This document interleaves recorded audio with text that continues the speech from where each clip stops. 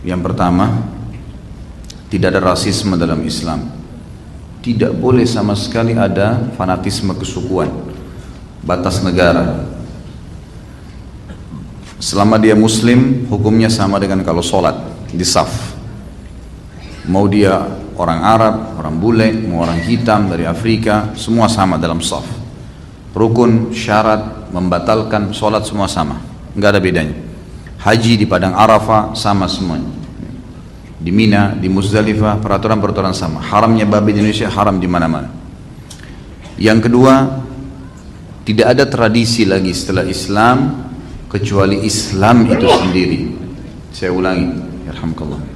Tidak ada lagi tradisi setelah Islam kecuali Islam itu sendiri. Nggak bisa lagi. Dalam pernikahan, dalam pakaian, dalam makanan, semuanya. Tradisi apapun dibuang jauh-jauh. Yang ada cuma Islam. Tidak ada tradisi setelah Islam kecuali Islam itu sendiri. Habis sudah, nggak ada lagi. Kalau ada makanan, kalau Islam datang menjelaskan secara global, misal masalah makanan dan minuman diberikan secara global. Tidak boleh yang haram, misalnya.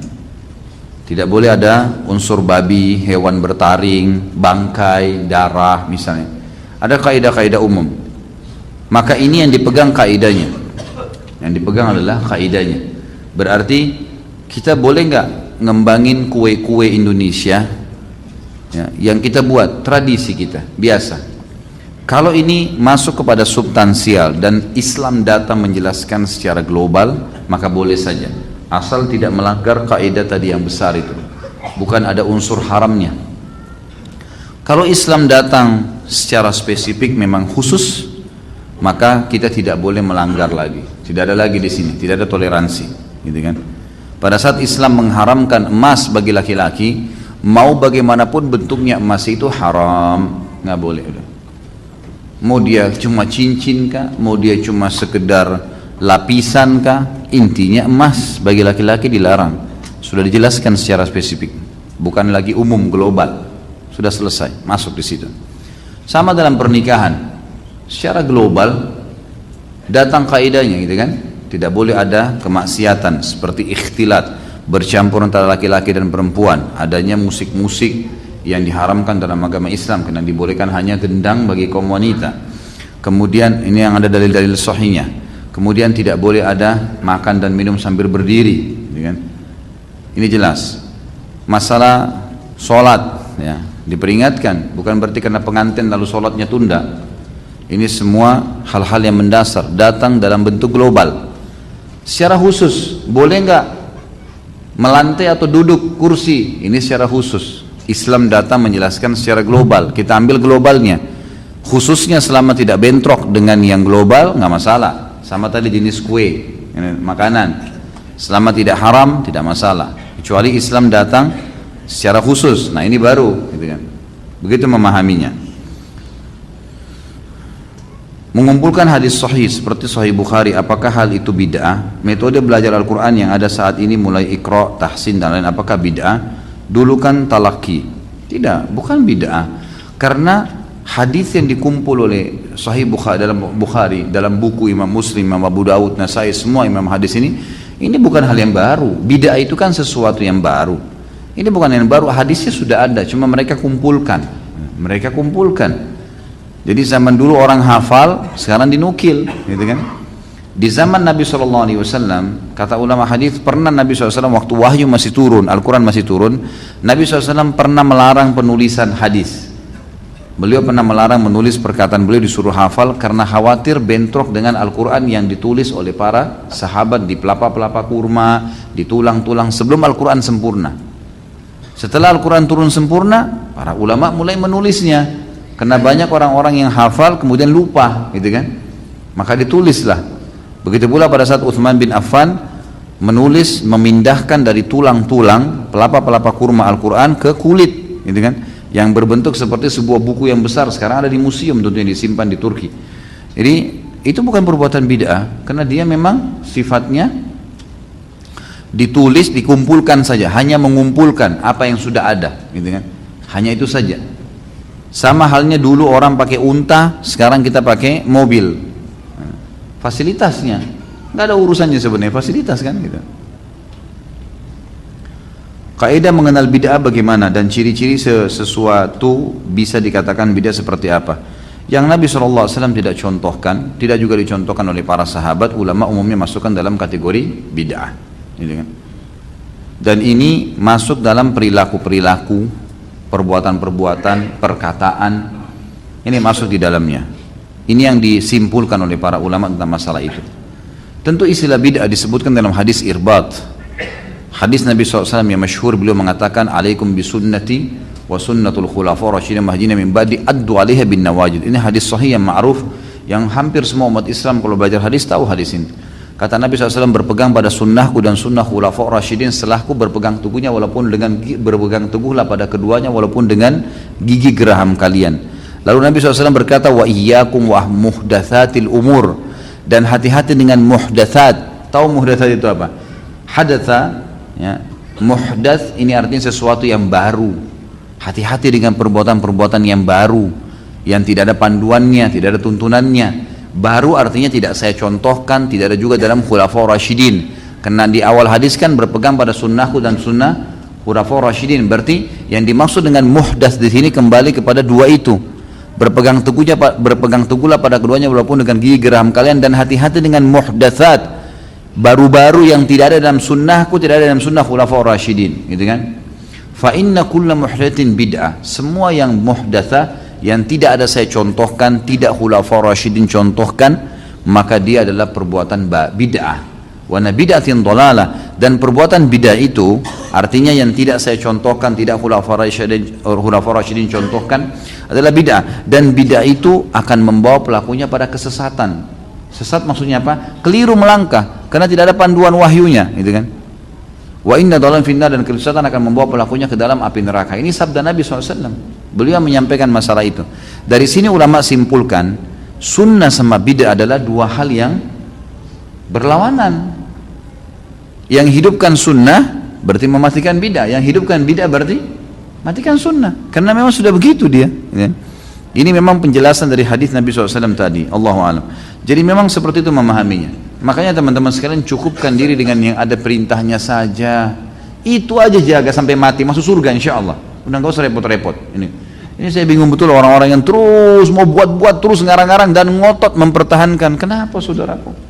Sunnah Nabi banyak, pertahankan komitmen. Tuh zikir pagi sore jaga tuh, sholat on time di awal waktu jaga tuh, zikir yang kita dianjurkan tuh baca tiap hari, istighfar 100 kali, ada la haula wala quwata illa billah, subhanallah, alhamdulillah, wala ilaha illallah, Allahu akbar. Ya ada sudah dalil-dalil jelas, kerjakan. Sholat duha yang ada dalil jelasnya, sholat malamnya, komitmen jaga. Apa Anda sudah tiap hari kerjain tuh? Ini masih banyak yang terbengkalai gitu. Jagokan ini, kenapa kok ribut dengan perbuatan bidah ini? Saya bingung gitu, untuk apa gitu. Dan ngotot mempertahankan, enggak apa-apa, subhanallah. Dan orang-orang awam pun akhirnya ikut-ikutan, yang sholatnya masih Senin Kamis hanya ikut berbuat bid'ah juga. Ini yang wajib-wajib enggak diingatin, yang sunnah-sunnah sudah jelas dan pintarnya enggak disemangatin, malah enggak apa-apa, buat ini aja. Loh, gimana ini? Gimana ini? Kalau setiap orang bebas buat bid'ah, saya bebas buat bid'ah, semua bapak-bapak sini buat bid'ah, ibu-ibu di belakang sana buat bid'ah, apa yang tertinggal dari sunnah Nabi SAW? Coba, apa yang tertinggal? Orang akan tinggalin kan, karena bid'ah lawan sunnah gitu. Maka kerjanya sudah ada perintahnya, kenapa sih? Kenapa suka cengkal nih gitu? Bersikuku dengan hal-hal yang tidak ada perintah? Sudahlah saudaraku gitu kan. Bagaimana bisa mengenal Rasulullah SAW dari buku apa? Dari semua buku hadis. Di awal-awal buku biasanya mereka menulis namanya Syama'il Muhammadiyah. Umumnya buku-buku hadis ada menulis Syama'il Muhammadiyah, maksudnya kehidupan Nabi SAW, cirinya. Kalau secara fisik tadi hadis-hadis yang saya sebutkan tentang wajah, tentang kulit, tentang postur tubuh, itu semua di buku hadis. Hadis-hadis tentang ciri Nabi SAW, semua buku hadis menyebutkan masalah itu, ciri fisik Nabi SAW. Kalau lebih lengkap sejarah Nabi, ya, dalam buku-buku sirah ada, buku-buku sejarah Nabi, dalam buku-buku hadis juga ada, tentunya ada khusus. Kabeh ilmu iku iso urip nek dienggo napa? Tukaran. Dadi ya penting tukaran lho. Lah sampean takono kiai-kiai sing wani Gus Dur niku mergo dekne putu Mbah Khalil. Mergo dekne di sejarah Mbah Hasyim Asy'ari murite Mbah Khalil. Kula ora apal, kula sering jagungan mbek kiai-kiai. Ora ono NU kecuali utang jasa mbek Mbah Hasyim. Kowe sing wani tukaran alasane Mbah Hasyim dhewe sing sebagai sumber NU murite Mbah Khalil. Lah dekne kadang sing wani putune Mbah Khalil. Nah, jare pondok Sido Kiri Mbah Khalil piyambak nate ngaji teng Sido Kiri, berarti tua putih Sido Kiri. Ora ono bare. Tapi itu penting, artinya itu terungkap setelah tukaran. Lho nggih kula nu ngertos sejarah-sejarah itu sakwise Gus Dur sering ra cocok mbek Kiai Memun. Niku akhirnya terungkap sejarah. Gus Dur ngregani Mbah Mun mergo Mbah Hasim nate ngaji Mbah Su'eb. Mbah Mun ngregani Gus Dur uga Mbah Mun muridé Mbah Karim, Mbah Karim muridé Mbah Asari. Mbah Asari bae Gus Dur. Tapi Mbah Hasim nate ngaji Mbah Su'eb. Tapi ngono terungkap mergo tukaran, muga gak mboten.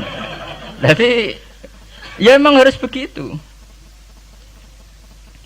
Paham gitu, terus itu penting ya, artinya satu modal intelektual itu penting karena untuk merunut itu ya itu sama seperti yang dialami sekarang itu.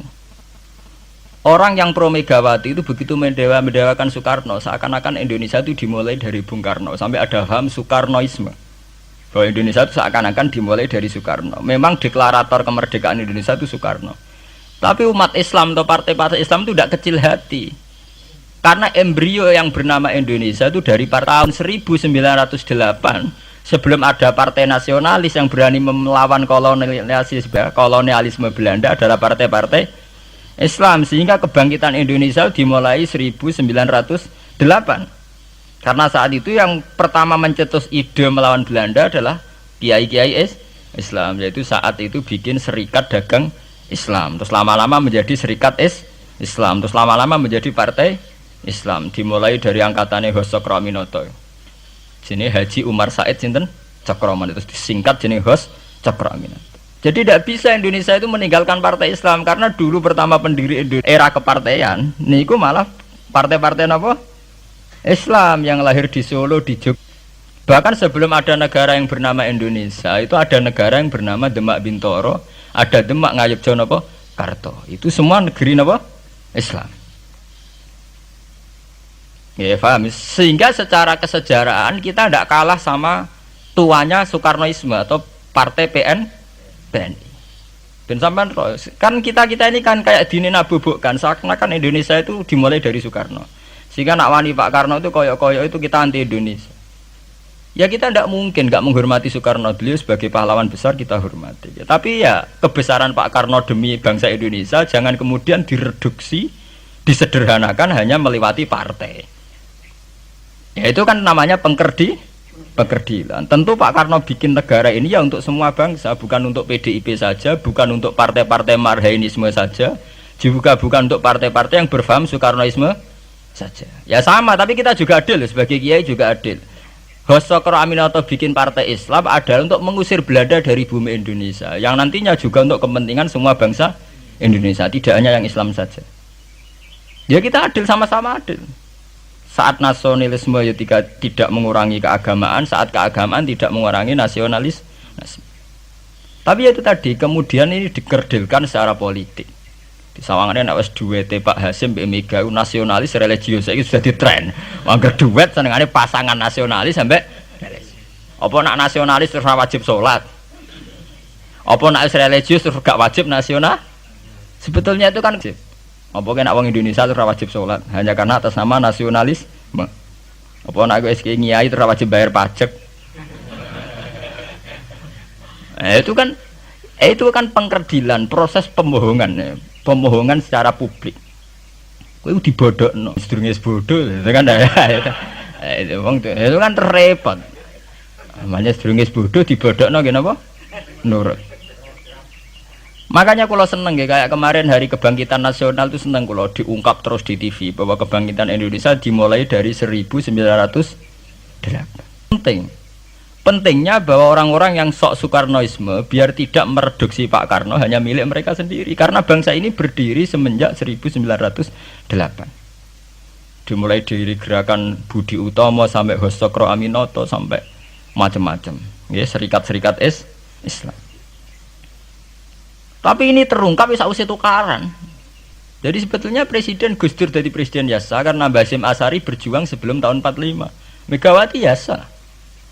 Ya karena beliau berjuang lewat bapaknya, ya sama semuanya sah. Pak SBY juga sah. Karena keluarga militer. Apa meneh dekne mantune Sarwo Edi sing ra roh sapa? Perjuangannya mertuane. Gak iso adol bapak ya adol mertuane pokoknya sing dikena didol pokoknya. Tapi artinya sama, kita secara sejarah itu sama. Kita sebagai santri juga tidak kalah sejarah. Karena berdirinya nasional udah lewat para kiai itu takokno sejarawan manapun kayak profesor siapa di UI, siapa saja profesor-profesor sejarah bilang bahwa awal kebangkitan Indonesia itu dari partai-partai Islam. Bahkan versi orang nasionalis sekalipun tuh bilang karena Islam adalah satu agama yang paling sensitif terhadap penjajahan. Karena Islam melahirkan satu faham jihad bahwa ketika ada kolonial Belanda, wong Islam terinspirasi harus jihad. Sehingga lahir partai-partai Islam. Dulu yang dilawan itu perdagangan. Ini kalau cerita sejarah, santri-santri sadar. Jadi santri salaf dengan model sekarang sing raro duit, raro dagang itu sebetulnya mengkhianati pendiri santri. Lho boten niku lho fair. Sing gak seneng dagang, gak seneng mergawe itu mengkhianati pendiri pesantren. Sama lihat sejarah, tahun 1908 itu namanya tidak SI, tidak Serikat Islam, tapi Serikat Dagang Islam.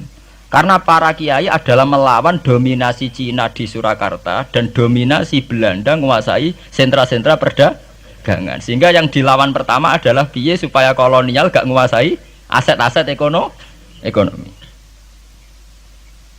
Sama takokno sejarah cek versi kiai, cek versi buku, asal gak versi klenek. Itu pertama yang dilawan para ulama adalah penguasaan aset ekonomi oleh Cina dan Belanda sehingga mereka bikin Serikat Dagang Islam. Tapi saat ini mboten, santri paling ikhlas nak dunia wae Cina wae wong kafir. Dekne istri mau jaluk Arab-Arab salam tempel itu kan itu kapan ada ajaran itu napa? Kapan? Kita diundang bupati wis seneng ke bupati kelar salam templek sementara sing juga bupati ini kere-kere diutaratur dikajekno wis seneng dan sebagainya. Itu tidak benar, tradisi itu tidak benar. Pertama dalam sejarah yang kita lawan justru penguasaan aset-aset ekonomi. Sebab itu dulu berdirinya partai Islam dimulai dari Serikat Dagang Islam. Paham ya? Nah terus kemudian ada tradisi begini ya salah kaprah. Sebab itu nggih kula balik malih teng sejarah. Lah Nabi Muhammad ketika ngalami polemik intelektual, akhirnya beliau merunut sejarah lagi. Tapi balik dirunut teng ngenteni napa?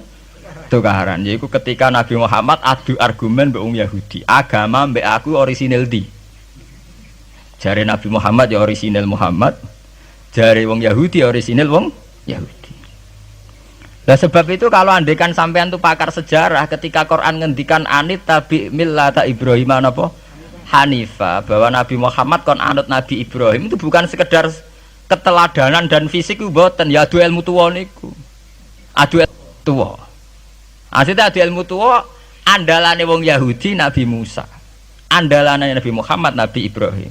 Padahal Nabi Musa dibanding Ibrahim angkatan putu. Mulane jare Quran ha antum haula'i hajastum fi ma lakum bihi ilmun falimatu hajuna fi ma laysa lakum ilm wa wa ya'lamu wa antum la ta'lamun. Maka na Ibrahimu Yahudiyya wala Nasraniyya walakin kana hanifam muslimah. Terus adu ilmu tuwa. Kowe duwe agama Yahudi rak pendirine Musa. Kowe di agama Nasrani pendirine rak Isa. Lah anakku Islam pendirine Ibrahim rak tuwa napa? Berarti satu ilmu tuwa. Lah si Quran wis kakuati wa ma unzilatit Taurat wal Injilu illa mim ba'di. Lho Taurat Injil ku ana rak sakwise periode Ibrahim. Iku ngejenenge adu ilmu napa? Tuwa. Ya mulane saiki dhisik Basim apa dhisik Mbah Khalil? Apa dhisik Mbah Sidogiri? Apa dhisik lah nek adu Mbah gak barbar. Tapi ngono iku terukape sakwise tukaran. Lho santri sarang ngerti sejarah Mbah Hasim gak ada hubungan mbek Mbah Su'aib itu tukaran. Riyen-riyen mboten ngerti cek rodok tukaran. Akhirnya ya karena yai sering pidato bahwa Mbah Su'aib Mbah Ahmad dengan Mbah Hasim akrab, Gus Dur juga ngakui kalau Mbah Hasim nanti ngaji Mbah Su'aib itu baru tahu. Makanya ora tahu cocok tapi tidak saling hujat karena sama-sama utang nopo jasa. Ke Mbah Mun di guru Mbah Karim di guru Mbah Hasim Asari. Lah Mbah Hasim sendiri nanti ngaji Mbah Su'aib. Ya begitu.